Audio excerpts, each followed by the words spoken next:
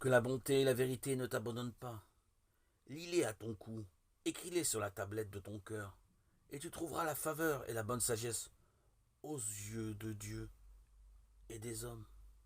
Proverbe 3, 3, 4. Ce verset suggère que nous n'avons pas à rechercher l'estime des autres, mais quelle sera plutôt la conséquence de la recherche d'autre chose. La bonté et la vérité manifestées dans notre vie. Paul pouvait dire à Timothée, étudie-toi à te présenter à Dieu, approuvé, ouvrier, qui n'a pas à avoir honte, exposant justement la parole de la vérité. 2 Timothée 2,15.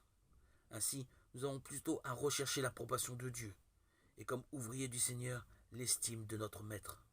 Que nous puissions l'entendre un jour nous dire bien bon et fidèle esclave, entre dans la joie de ton Maître. Matthieu 25, 21-23. Conduit par l'Esprit Saint, Paul nous donne encore des indications sur ce sujet. Par la grâce qui m'a été donnée, je dis à chacun de ceux qui sont parmi vous de ne pas avoir une haute pensée de lui-même au-dessus de celle qui convient d'avoir, mais de penser de manière à avoir de saines pensées selon la mesure de foi que Dieu a départie à chacun. Romains 12, 3. Il dit bien que nous ne devons pas nous surestimer, ne dit pas pour autant que nous devons nous mésestimer, ce qui montrerait que nous sommes peut-être trop occupés de nous-mêmes et de ce que pensent les autres. Au contraire, il pouvait dire aussi « Il m'importe fort peu d'être jugé par vous, ou d'avoir à répondre devant les hommes. Et je ne me juge pas non plus moi-même, car je n'ai rien sur la conscience. Mais pour autant, je ne suis pas justifié. Celui qui me juge, c'est le Seigneur.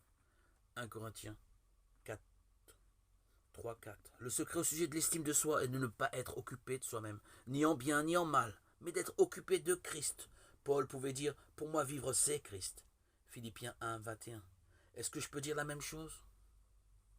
Paul pouvait affirmer « Je sais qu'en moi », c'est-à-dire en ma chair, il n'habite point de bien. Romains 7, 18. Mais aussi je peux tout en celui qui me fortifie.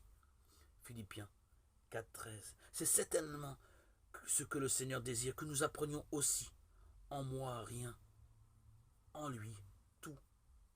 La véritable humilité ne consiste pas tellement à penser du mal de soi-même, mais plutôt à ne pas penser du tout à soi.